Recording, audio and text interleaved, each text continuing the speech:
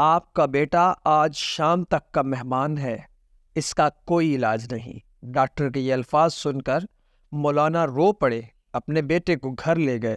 گھر میں کھڑے اپنے بیٹے کی تیمارداری کر رہے تھے کہ دروازے پر دستک ہوئی۔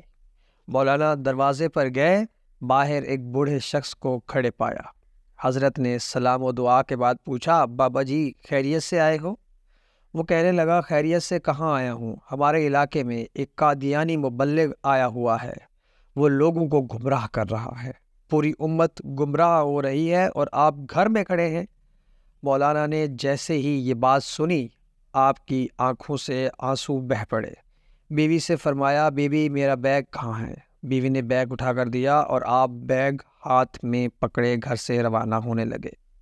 بیوی نے دامن پکڑ لیا اور کہنے لگی، مولانا آخری لمحات میں اپنے نوجوان بیٹے کو اس حالت میں چھوڑ کر جا رہے ہو۔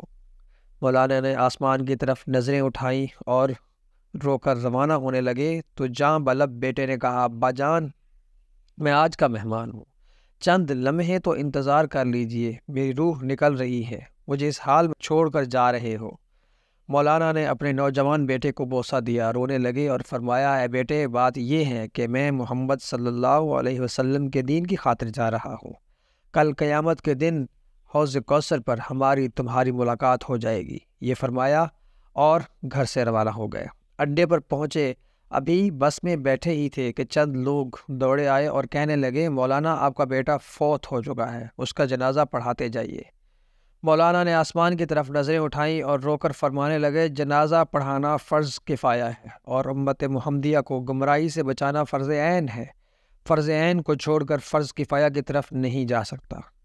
پھر وہاں سے روانہ ہو گئے۔ اس علاقے میں پہنچے، اللہ تعالیٰ نے کامیابی عطا کی، وہ قادیانی مبلغ بھاگ گیا۔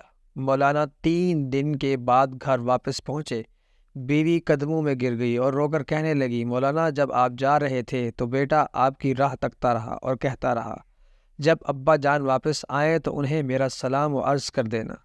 مولانا نے جب یہ سنا تو فوراً اپنے بیٹے کی قبر پر گئے اور دعا مانگنے لگے، اے اللہ ختم نبوت کے وسیلے سے میرے بیٹے کی قبر کو جنت کا باغ بنا دے۔ مولانا دعا مانگ کر گھر واپس آئے تو رات بیٹے کو خواب میں دیکھا۔ بیٹے نے اپنے ابا سے ملاقات کی اور کہا کہ رب محمد صلی اللہ علیہ وسلم کی قسم، ختم نبوت کے وسیلے سے اللہ تعالیٰ نے میری قبر کو جنت کا باغ بنا دیا ہے۔